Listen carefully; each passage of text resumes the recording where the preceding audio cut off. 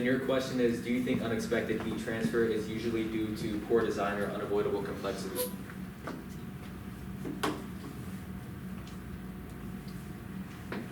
Hi everyone, my name is Vina TT, and my question I'll be answering today is whether I think unexpected heat transfer is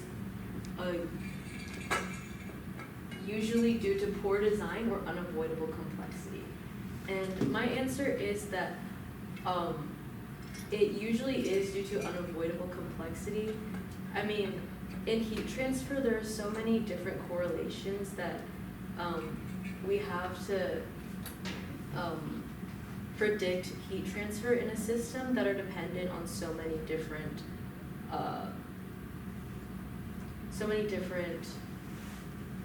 boundary conditions. And your prediction for heat transfer is only as good as the correlation that you choose for it is.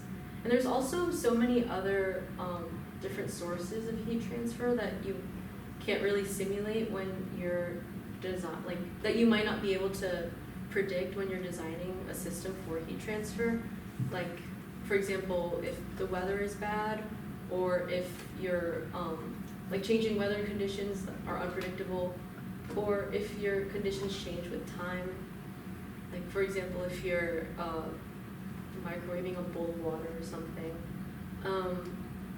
And I think one good example that Dr. D talked about in class that like doesn't have to do with just normal like day-to-day unpredictable heat transfer changes, but even I can't remember the name of the scientist. I think his name was Grates or something in London, who predicted the Reynolds number like to be somewhere in like the 50,000s, but in the 1950s that number changed. Like the number that we know for the Reynolds number for transition from laminar to turbulent is 23,000, right?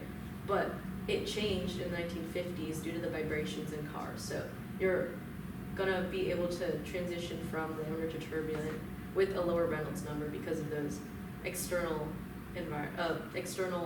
sources of uncertainty that you wouldn't be able to predict. Yeah, thank you. And I saw that you mentioned that the Reynolds number, like standard change whenever a bunch of vibrations happen in London. Mm-hmm. In current fluids textbooks, which Reynolds number do you think should be the boundary between laminar and turbulent? Like, do you think they should use the one before vibrations or no? Okay. Good job. Yeah.